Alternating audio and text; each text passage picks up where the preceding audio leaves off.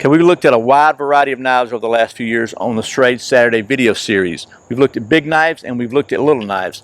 In this video, we're going to take a look at what may be the biggest knife yet. That's the Uncle Henry 184 STUH Bowie knife. This one has got, by the way, real stag handles. That's coming up on Survival on Purpose.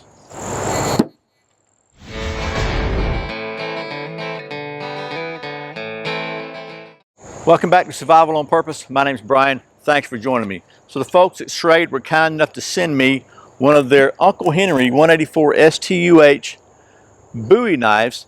And if you didn't know, Uncle Henry is a Strayed brand, Taylor Brands, who I guess now they may, by the time you see this, they may have already been sold to the division of Smith & Wesson. But this is the big honking Bowie knife.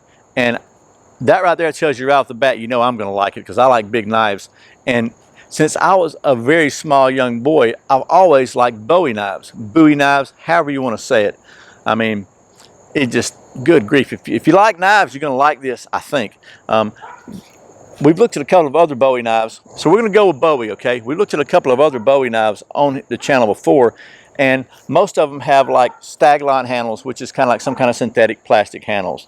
This one actually has real, genuine stag handles, which I guess they're just antlers. So pretty cool. And then it's got also comes with a really nice leather sheath. So before we get to doing any serious technical testing, let's take you down the old stump top. We'll talk about the specs of this thing real quick. Then we'll get to doing some of that big old Bowie knife stuff. Okay, once again, this is the Uncle Henry 184 STUH full tang stag handle Bowie. This knife features a 9.65 inch Bowie blade of 7CR17 MOV steel. By the way, for those of you still stuck in the old metric system, that's 25.51 centimeters. Has an overall length of 15.14 inches or 38.46 centimeters. And features a 5.5 inch or 13.94 centimeter stag handle with brass guard and pommel. The knife weighs a hefty 1¼ pounds or 0.57 kilograms. Comes with a brown leather belt sheath. The Amazon price on this knife is about 96 bucks at the time of this video. Okay, so that was a quick look at some of the specs on the this Uncle Henry stag handle Bowie. One thing I want to point out is this has really got a very traditional look to it. It's got kind of almost a slightly tapered handle, which is very reminiscent of a rat tail type tang traditional Bowie. But this one is actually a full tang. Every handle is going to be a little different because it is natural stag, so you're not going to have exactly the same profile in each handle, but it's got a nice round beefy feel to it, as befits a knife of this size. A very slight hollow grind, and I'm going to say this is all, not quite, maybe it's a little less than 3/16 of an inch thick. It does feel like it's got a reasonably sharp spine on it. And then the sheath itself is one of the nice leather sheaths that Strayed has been putting out in the last couple of years. Not fancy, but just very well constructed and very nice, well-made sheath, I think. So with a snap closure on it right here. So there you go. So that's enough talking. Let's do some knife stuff. Let's see what we want to do with this thing today. So first of all, it's a pretty good sized knife. And it's full tang, so this is kind of reminiscent of the traditional frontier style knife that's pretty much going to be used for a lot of different things.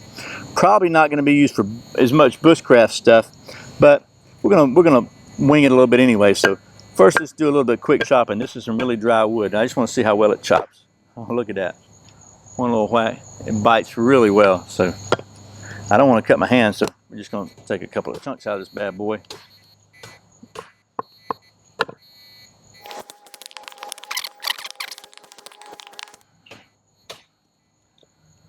Okay, so pretty good there. I just want to make sure these handles don't get loose. It's not really designed to be an axe, but they're not. So next in the process, you see it's already got a split here, so we're not going to use that. We're not going to cheat. We're going to do a little batoning right here.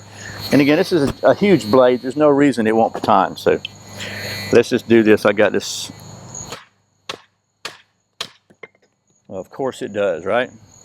Okay, so this is obviously a big old knife. Typically, may not be as suited for really fine tasks, but we're going to give it a shot, because that's how I roll.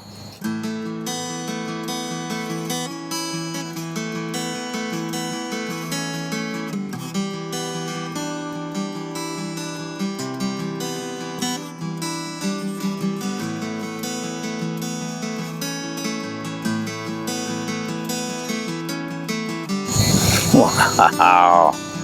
I'm telling you, this edge profile, for whatever reason, it is sweet. Obviously, you know where we're going next with this.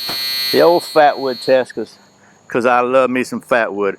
We're going to try the old back spine of it and just see how well it scrapes. Okay, I just want to show you that next.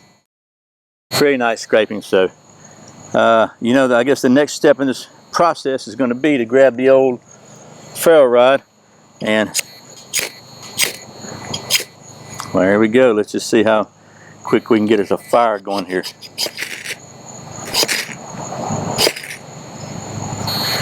Not too shabby. Okay, well, that was a quick look at some knife stuff with the Uncle Henry full tang stag handle Bowie. And by the way, I've been kind of second guessing my knife testing, and along with that, I've also noticed that I tend to move around a whole lot. So while I'm doing just a little bit of rambling here, I'll just try to give you some kind of still close-up shots maybe of the knife and get you to look at it from different angles. So anyway, I know that I do pretty much the same testing routine with most of the knives I review and test, and I've been asking myself, is that good or bad? Should I try to mix it up and put some variety in there? And occasionally I do, but then I started thinking, on the other hand, if by doing the same, pretty much the same, somewhat possibly boring test with every knife that I review, that maybe gives you a benchmark to compare one review to another, so that you can definitely see how each different knife performs doing basically the same task. So I think that's where I'm going to go with it right now, or I'm going to stay with it right now. And so basically, I'm generally going to do some chopping if it's a big knife. Probably going to do some batoning just to see. And look, I understand that, but batoning some split wood really doesn't prove anything about the knife, other than that you can whack it with a piece of wood and it won't immediately break. But it is something that I think is worth checking out, and plus it helps me to get down to some featherable wood on the inside when it's been kind of raining like it has been today. So that helps me with the review process, and it lets you see me beat on the knife for a minute. And I like banging on stuff so it doesn't hurt anything. Then we usually try to make some feathers and to get a little fire going, because I think that is an important, valuable skill. And then one thing you'll notice, you'll see back here, we have recently done an extensive capital investment and upgrade here at Survival on Purpose Studios, and really just went all out to upgrade our state-of-the-art testing facility to make sure we stay at the cutting edge of knife testing technology. And so we always want to make sure we check the balance of every knife. So I guess now is as good a time as any, right? I think Fess Parker would like this one.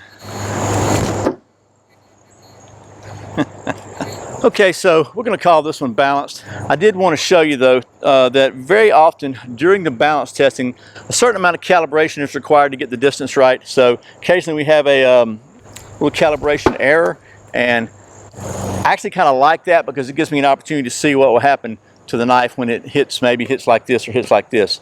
And we had a couple with this one, and everything's still solid and still really good. So anyway, let's wrap this thing up. Chuck Norris can turn toast back into bread. First of all, as I'm sure it is no surprise to you, I like this knife. I mean, not only is it a big knife, but it is a Bowie knife, and it has real stag handles, and it is just, I'm telling you, this is the kind of knife I think that Davy Crockett would be proud to carry. And when I see a knife like this, that's what I think about. I think about Daniel Boone and Davy Crockett and all those old cowboy movies and western movies and you know, mountain man movies that I watched when I was younger, and still do if I get the opportunity. And I know there's going to be people that say, yeah, but if it was carbon steel. Well, let me just tell you my thoughts on that, okay? I would not be at all surprised if Davy Crockett were alive today if he didn't carry a stainless steel knife. You can bet your bottom dollar he'd be carrying a Bic lighter. And I'm there's probably a high likelihood that he'd be carrying something that wouldn't rust. I know you can't make a sparkle flint and steel on stainless, but let's be real. 99% of the time, you're never going to have to make a flint and steel fire with your knife. And I've got a flint and steel kit. Guess what's in it? A dedicated striker. So, but more realistically, I'm going to be able to use it with a ferro rod to make a fire. So, look, I get it. I'm not knocking the carbon steel crowd there. I do think that is a valuable possible asset to a knife. But I don't think it's worth discounting a knife just because it's stainless steel. I guess the point I'm trying to make in all this rambling is, I know there's a lot of romance associated with all the way the old guys used to do it in the 17th and 18th century, and the traditionalism. But I would bet you that if a lot of those guys were alive today, they'd be taking advantage of today's technology. That's all I'm saying. Anyway, bottom line, I like this knife. I think it's very, very well made. It looks good. It's traditional. It feels good. It does a great job, and it's very well balanced. I mean, basically, this one passed all my tests that I always do with flying colors. So, once again, I'd like to thank the folks at Schrade for sending me this so I could show it to you.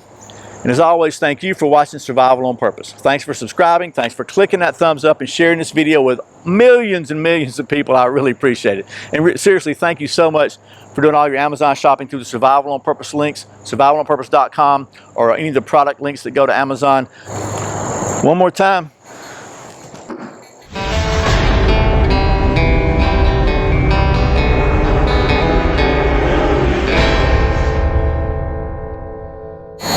An opportunity maybe get rid of some of these old skeeters out here. Bowie stuff. All right, I had to back you up a little bit so we could get this big honking thing in the camera.